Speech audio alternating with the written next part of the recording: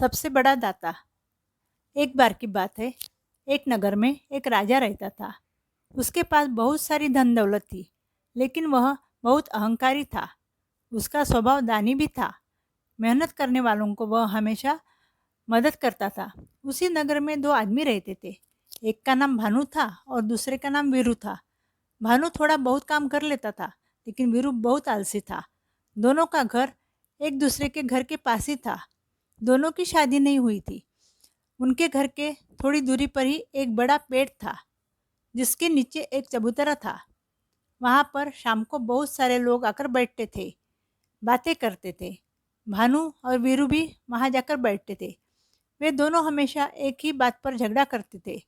भानु कहता था कि मेरा दाता ऊपर वाला है, वही मुझे एक दिन अमीर बना देगा।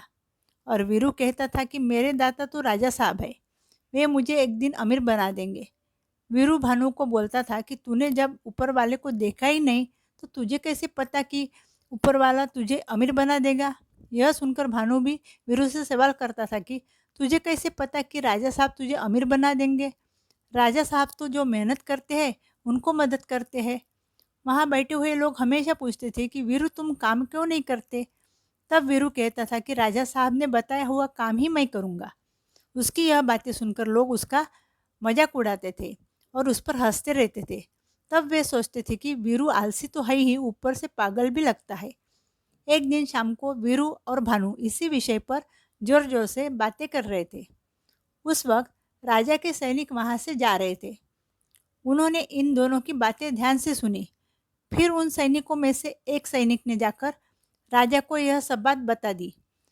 सैनिक की पूरी बात सुनकर राजा सोचने लगा कि एक आदमी भगवान के ऊपर विश्वास करता है, तो दूसरा आदमी मुझ पर विश्वास करता है।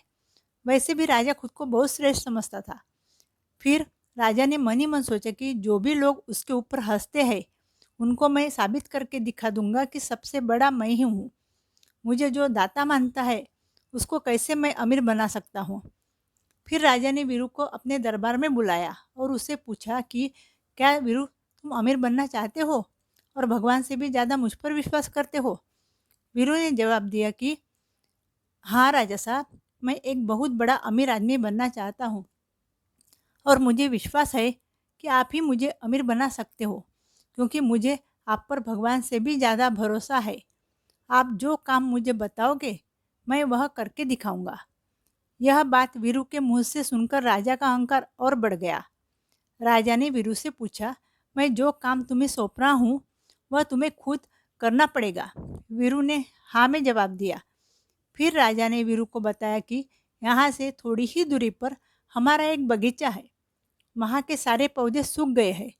वहाँ अभी नए पौधे लगाना है, इसलिए तुम्हें पूरे बगीचे की खुदाई करना है, और वह भी तुम्हें सिर्फ 2 दिन का ही वक्त मिलेगा।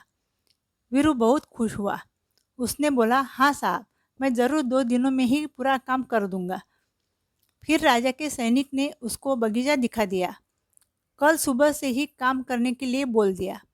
फिर सुबह जल्दी उठकर उस दिन वीरू बगीचे में चला गया और उसने अपने काम की शुरुआत की। शाम तक उसने अपना आधा काम कर दिया, लेकिन दिन भर काम करके वह बहुत थक गया, क्योंकि ज़िंदगी में किसी भी दिन उसने इतना काम नहीं किया था। फिर दूसरा दिन निकला। वीरू फिर से बगीचे में काम करने चला गया, लेकिन उस दिन वह आधे दिन के पहले ही बहुत थक गया था।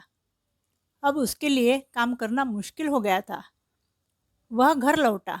उसने भानु को पूरी बात बता दी और उसने भानु को बोला कि जो भी मेरा बाकी काम बचा हुआ है, वह तुम पूरा कर दो। राजा साहब मुझे जो भी इनाम देंगे, उसमें से कुछ भाग मैं तुम्हें दे दूंगा। वैसे भी भानु जो काम मिले वह कर लेता था, और वीरू की हालत देखकर वह बोला कि मैं जाकर तुम्हारा काम पूरा कर देता हूँ। भानु बगीचे में काम करने के लिए चला गया।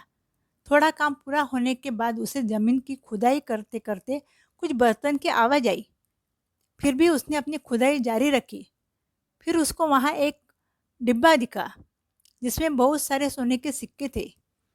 वह देखकर भानु बहुत खुश हो गया। भानु ने वह डिब्बा उसी जगह पर रहने दिया, और जब बचा हुआ काम था, वह उसने जल्दी जल्दी पूरा किया। फिर भानु ने वह डिब्बा उठाया और अपने दुपट्टे में छुपाकर वह घर चला आया। डिब्बा लाकर अपने घर में रख दिया। फिर वीरू के घर गया और वीरू को कहने लगा कि मैंने तुम्हारा काम पूरा कर दिया है। यह बात सुनकर वीरू बहुत खुश हुआ। अब तुम जाकर राजा साहब को बोल दो। वीरू बोला कि तुम मेरा इंतज़ार करो, मैं जल्दी से राजा साहब को जाकर अपनी बात बता देता हूँ और वह जो इनाम देंगे उसे लेकर आता हूँ। वीरू जल्दी जल्दी राजा से मिलने गया और गए बराबर हाथ जोड़कर राजा साहब से बोला कि मैंने मेरा काम पूरा कर दिया है। उसकी पूरी बात सुनकर राजा ने पूछा कि तुम्हें वहाँ पर फिर क्या मिला? वीरू ने जवाब दिया कि कुछ भी नहीं मिला। उसके ऊपर राजा बोला कि तुम झूठ बोल रहे हो। वीरू बोल पड़ा, नहीं, मैं झूठ नहीं बोल रहा हूँ।